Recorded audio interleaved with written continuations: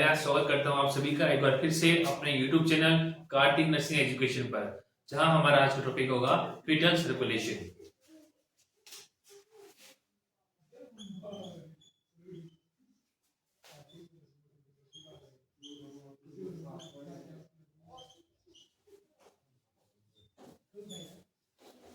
तो बात करते हैं फीटल सर्कुलेशन की। तो फीटल सर्कुलेशन के अंदर फीटल का मतलब फीटस वो जो इंट्रा यूटेरिन लाइफ, कौन सी लाइफ? इंट्रा यूटेरिन लाइफ मतलब यूट्रस के अंदर जो उसकी लाइफ होती है, मींस बर्थ से पहले, उस दौरान उसके जो बच्चा है उसके लिए क्या वर्ड यूज करेंगे? फीटल या फीटस। तो उस दौरान जो उसका सर्कुलेशन होगा उसे कहेंगे फीटल सर्कुलेशन। हम बात करते हैं एडल्ट सर्कुलेशन की।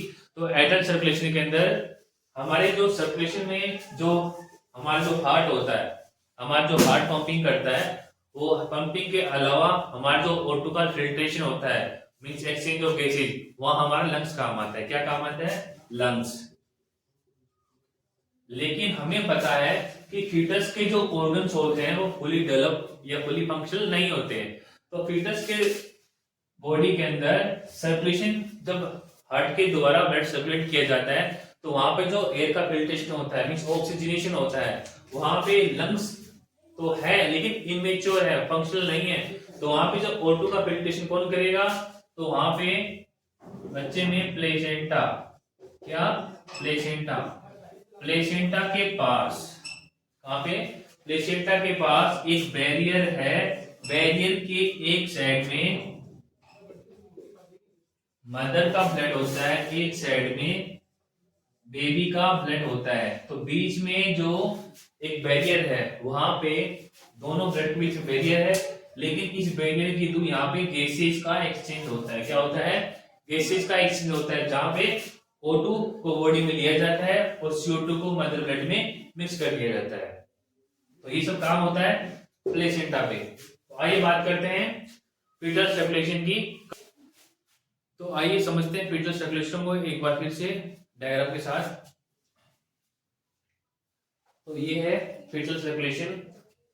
जैसा कि मैंने बताया, बच्चे में लंग्स के अलावा जो हेल्प करता है ऑक्सीजनेशन में, वो है प्लेसेंटा। तो क्या होता है कि प्लेसेंटा जहां पे बैरियर बना होता है मदर और जो उसके बेबी, उसके बीच में, ब्लड के बीच में, तो उस बैरियर को वहां से अम्बिलिकल वेन, कौन सी वेन?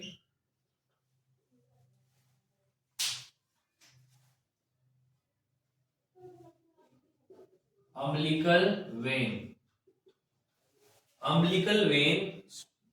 ऑक्सीजनेटेड ब्लड को कितनी percent? 80%। Umbilical vein 80% oxygenated blood को प्लेसेंटा से कैरी करती है और बच्चे के अम्बिलिकस से होती हुई लीवर तक पहुंच के वहां पे बाइफरकेट हो जाती है। क्या हो जाती है? बाइफरकेशन का मतलब होता है दो हिस्सों में बंटना। तो अम्बिलिकल वेन लीवर के पास तक पहुंचती है, वहां जाके बाइफरकेट हो जाती है। एक वेन जाएगी पोर्टल वेन में। किसमें जाएगी? पोर्टल वेन में। अम्बिलिकल वेन लीवर के पास आके बाइफरकेट होके एक जाएगी पोर्टल वेन में, और जो दूसरी है वो जुड़ेगी IVC, means inferior vena cava. Umbilical when आ रही थी, लीवर के पास पहुंची, लीवर के पास पहुंचने के बाद बाइफरकेट होती है, एक तो चली जाती है पोर्टल वेन के अंदर, और जो दूसरी होती है वो हो जाती है डक्टस वेनोसस। क्या बन जाती है? Ductus venosus. अम्बिलिकल वेन आई, लीवर के पास पहुंची, बाइफरकेट हुई, एक बन गई पोर्टल वेन, दूसरी बन गई डक्टस वेनोसस। आगे जाके जो डक्टस वेनोसस है वो इंफीरियर वेना केवा IVC से जुड़ेगी, और जो ब्लड है उसे राइट एट्रियम में ड्रेन करेगी। कहां करेगी? राइट एट्रियम में। मान लीजिए यही हार्ट है, तो IVC राइट एट्रियम में ब्लड को ड्रेन करेगी। और ऊपर से जो एक और आ रही है वो है SVC, means superior vena cava. Superior vena cava वो जो हेड से या अपर बॉडी पार्ट से ब्लड को लेके कहाँ आती है, हार्ट के पास। और IVC means inferior means heart के लेवल से बिलो लेवल से जो ब्लड को लेके आती है वो होती है इंफीरियर वेना केवा। तो ये जो है वो ब्लड लेके किसमें डालती है, राइट एट्रियम के अंदर। राइट एट्रियम में ब्लड है, लेकिन राइट एट्रियम और लेफ्ट एट्रियम के बीच में, राइट एट्रियम और लेफ्ट एट्रियम के बीच में यहां पे एक ओपनिंग है जिसे कहते हैं फोरामेन ओवल। क्या कहते हैं, फोरामेन ओवल। तो फोरामेन ओवल की वजह से यहाँ पे राइट एट्रियम में जो ब्लड आया था उसका मैक्सिमम पार्ट लेफ्ट एट्रियम की ओर मूव करेगा। कहां करेगा, राइट एट्रियम से लेफ्ट एट्रियम की ओर मूव करेगा।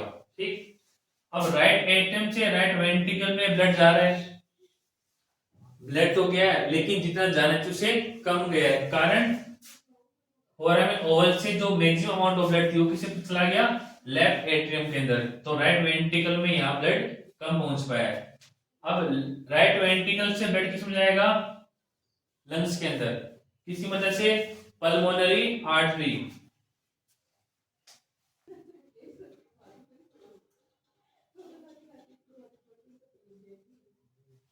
पल्मोनरी आर्टरी, राइट वेंट्रिकल से ब्लड लंग्स में जा रहा है, किससे जाएगा, पल्मोनरी आर्टरी। पल्मोनरी आर्टरी से ब्लड किस में जाएगा, लंग्स में। लेकिन बच्चे के लंग्स है इमेच्योर, वहां पे ऑक्सीजनेशन की प्रोसेस नहीं होती, वहां पे ब्रीथिंग नहीं हो रही है, वहां पे ऑक्सीजन नहीं आ रही है। तो लंग्स भी क्या करते हैं, खुद ऑक्सीजन लेते हैं इस पल्मोनरी आर्टरी से आने वाले ब्लड से। लंग्स को जितनी चाहिए होती है वो उतनी दे लेते हैं। बाकी क्या होता है, पल्मोनरी आर्टरी और आउटा, लेफ्ट वेंट्रिकल से निकली आउटा के बीच में एक और कनेक्शन होता है जिसे कहते हैं डक्टस आर्टेरियोसस। क्या कहते हैं, डक्टस आर्टेरियोसस। पल्मोनरी आर्टरी और आउटा से जुड़ने वाली जो है उसे क्या कहते हैं, डक्टस आर्टेरियोसस। तो क्या होगा, राइट एट्रियम से लेफ्ट एट्रियम में मैक्सिमम अमाउंट ब्लड चला गया, जो बचा वो राइट वेंट्रिकल में आया, राइट वेंट्रिकल से ये पहुंचा है लंग्स के पास। तो पल्मोनरी आर्टरी से लंग्स के पास ब्लड पहुंचा, लेकिन लंग्स के अंदर यहाँ पे ऑक्सीजनेशन प्रोसेस नहीं हो रही थी। तो जितना लंग्स को खुद, लंग्स यहाँ ऑक्सीजन देने के बजाय उस ब्लड से खुद ऑक्सीजन ले रहा है जितनी उसको नीड है। बची हुई जो ब्लड है वो वापस जाएगा डक्टस आर्टेरियोसस से होता हुआ आउटा में मिल जाएगा। किसे मिल जाएगा, डक्टस आर्टेरियोसस से होता हुआ आउटा में मिल जाएगा। और यहाँ से जो ब्लड है उसका बैक फ्लो का रीजन है पल्मोनरी रेजिस्टेंस। क्या है, पल्मोनरी रेजिस्टेंस। पल्मोनरी रेजिस्टेंस के कारण जो ब्लड आया था पल्मोनरी आर्टरी से होता हुआ लंग्स में, वो वापस डक्टस आर्टेरियोसस से होता हुआ, किससे होता हुआ, डक्टस आर्टेरियोसस से होता हुआ लेफ्ट वेंट्रिकल से आने वाले आउटा से मिक्स हो जाएगा। लेफ्ट वेंट्रिकल से ब्लड आउटा में पहुंचा, पल्मोनरी आर्टरी से भी ब्लड आउटा में पहुंचा, और जो राइट एट्रियम था, राइट एट्रियम के अंदर से जो ब्लड लेफ्ट एट्रियम में आया था, और लेफ्ट एट्रियम से ब्लड कहां पहुंच रहा है, लेफ्ट वेंट्रिकल में। और लेफ्ट वेंट्रिकल है, वहां से ब्लड किस में जाएगा, बॉडी के अंदर। लेफ्ट एट्रियम में एडल्ट के अंदर क्या होता है, लेफ्ट एट्रियम के अंदर जो ब्लड आता है वो आता है लंग से। कहां आता है, लंग से। कौन सा, पल्मोनरी वेन से। लेकिन यहाँ पे फीटस के अंदर पल्मोनरी वेन डेवलप नहीं है क्योंकि लंग्स इमेच्योर है, नॉन फंक्शनल है, इसीलिए यहाँ पे पल्मोनरी वेन से होता हुआ लेफ्ट एट्रियम में ब्लड नहीं जाता है। तो ब्लड लेफ्ट वेंट्रिकल से और पल्मोनरी आर्टरी से होता हुआ डक्टस आर्टेरियोसस से कहां पहुंच गया, होल बॉडी के अंदर। होल बॉडी में ब्लड पहुंचने के बाद जाता है ईलियक आर्टरी से। किससे,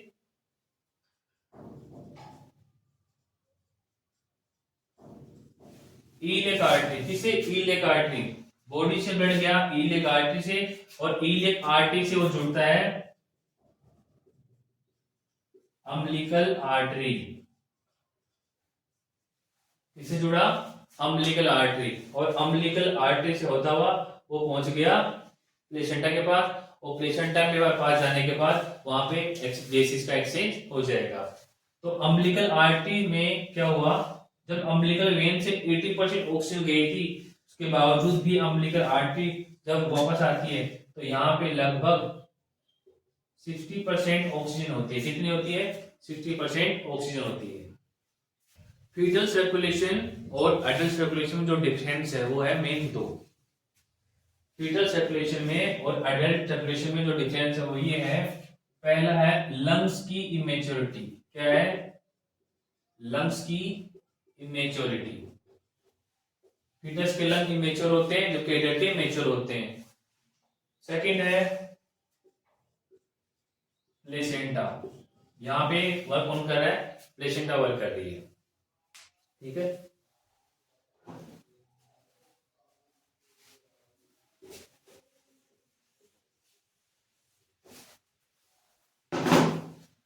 अब बात करते हैं फीटल सर्कुलेशन के अंदर कुछ चीजों की अलग से जो उसमें थी। फीटल सर्कुलेशन में पाए जाने कुछ खास चीजें, जैसे कि पहली अम्बिलिकल वेन। सबसे पहले क्या आई? Umbilical vein. तो अम्बिलिकल वेन की पहले बात करें तो अम्बिलिकल वेन क्या थी? जो प्लेसेंटा को, जो अम्बिलिकल वेन वो जो प्लेसेंटा से ब्लड लेके कहां आती है? डक्टस वेनोसस के पास। अम्बिलिकल वेन वो है जो प्लेसेंटा से ऑक्सीजनेटेड ब्लड लेके डक्टस वेनोसस में then IVC then right atrium of the heart तक पहुंचाती है, वो है अम्बिलिकल वेन। अब बात करते हैं डक्टस वेनोसस की। सेकंड जो है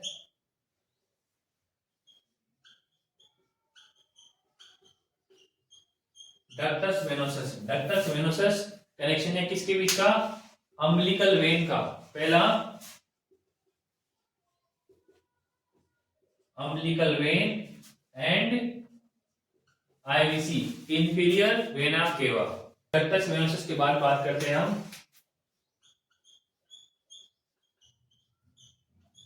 फोरामेन ओवल। फोरामेन ओवल क्या है? एक ओपनिंग है। क्या है? एक ओपनिंग है। और ये ओपनिंग कहां पाई जाती है? Right atrium and left atrium के बीच में।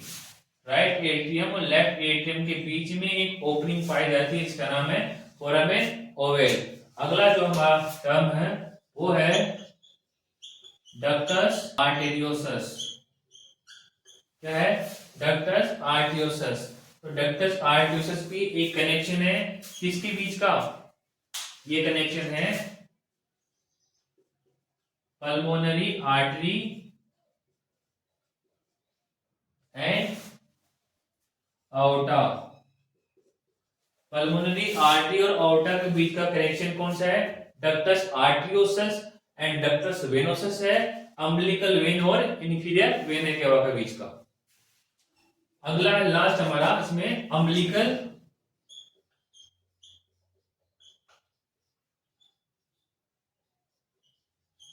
Umbilical artery. क्या है? Umbilical artery. अब जो अम्बिलिकल आर्टरी है वो है कनेक्शन प्लेसेंटा और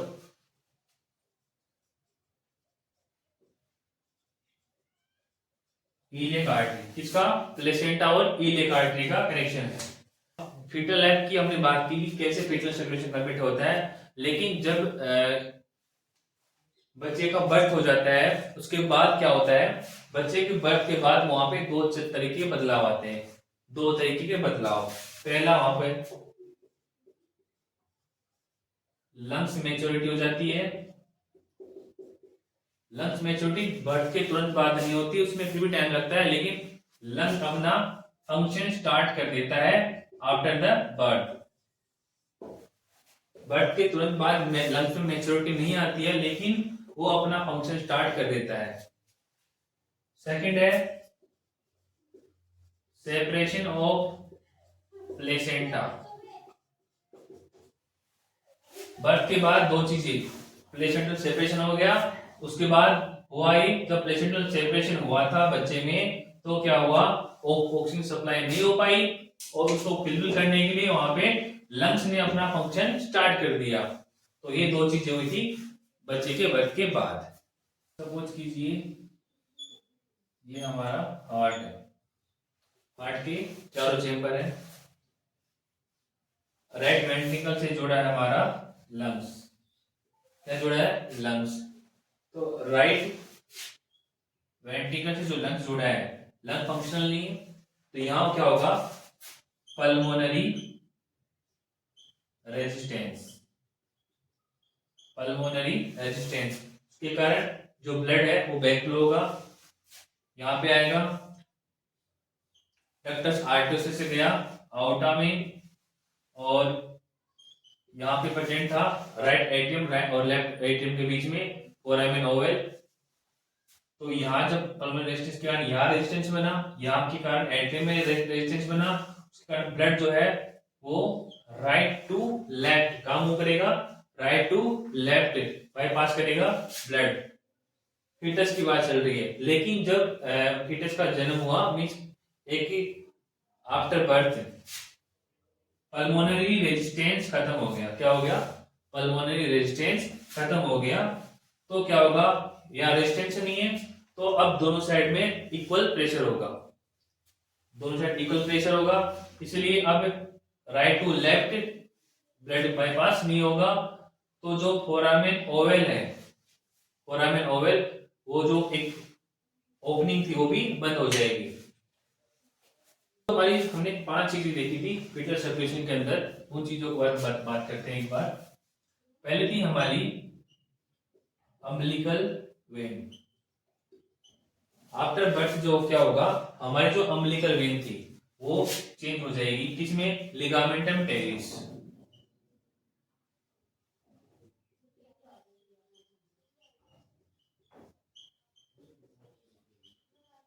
इसमें चेंज हो जाएगी।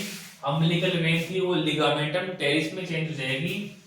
हमारी अम्बिलिकल वेन के बाद हमने क्या देखा था, डक्टस वेनोसस,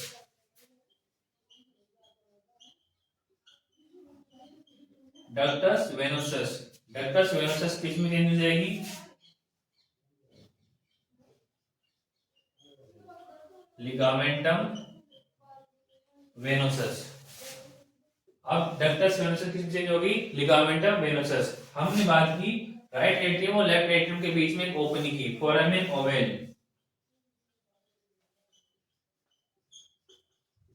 तो जो फोरामेन ओवल है वो फोसा ओवलिस में कन्वर्ट हो जाएगा, फोसा ओवलिस में कन्वर्ट हो जाएगा, कौन, फोरामेन ओवल। अब इसके बाद बात करते हैं डक्टस आर्टेरियोसस, डक्टस आर्टेरियोसस जो कि लिगामेंटम आर्टेरियोसस में कन्वर्ट हो जाएगा। डक्टस वेनोसस लिगामेंटम वेनोसस और ductus arteriosus ligamentum arteriosus. Last है हमारा अम्बिलिकल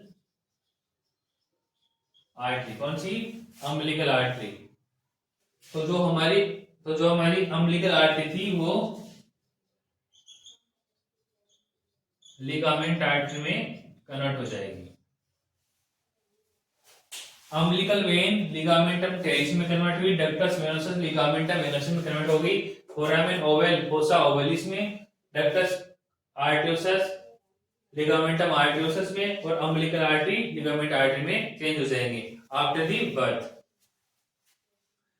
इन सब चीजों के चेंज होने में हम बात करते हैं foramen Oval. Foramen Oval opening थी, ओपनिंग जो बनी हुई थी फीटल लाइफ के दौरान, उसका रीजन क्या था कि वहां पे जो राइट एट्रियम था, राइट एट्रियम के अंदर जो प्रेशर बन रहा था उसके कारण जो ब्लड था वो लेफ्ट एट्रियम में मूव कर रहा था। जब ब्लड उस ओपनिंग से मूव कर रहा है तो उस ओपनिंग का फिलअप होने का या बंद होने का कोई चांस ही नहीं है। तो जैसे ही बर्थ हुआ, बर्थ के बाद जो प्रेशर था दोनों साइड इक्वल हो गया, तो जो बीच का जो हमारा फोरामेन ओवल था वो बंद हो गया और फोसा ओवलिस में कन्वर्ट हो गया। बात करते हैं डक्टस आर्टेरियोसस की। तो डक्टस आर्टियोसिस हमारी जो पल्मोनरी आर्टरी थी और आउटा दोनों के बीच में जंक्शन था। तो ये जो हमारा डक्टस आर्टियोसिस वो था PGE2। क्या? PGE2। जब फीटल सप्रेशन के दौरान ब्लड में ऑक्सीजन कम थी, ऑक्सीजन क्या थी? कम थी, तो PGE2 मेंटेन था। और PGE2 ये एक तरह से प्रोस्टाग्लैंडिन है, तो PGE2 ने क्या किया? डक्टस आर्टरियोस और जो जॉइंट था किसका बीच का? आउटा का और पल्मोनरी आर्टरी का, उसको मेंटेन रखा। लेकिन जैसे ही लंग्स फंक्शनल हुए, ऑक्सीजन की अमाउंट ब्लड में बढ़ गई, तो PGE2 जो था वो खत्म हो गया। क्या हो गया?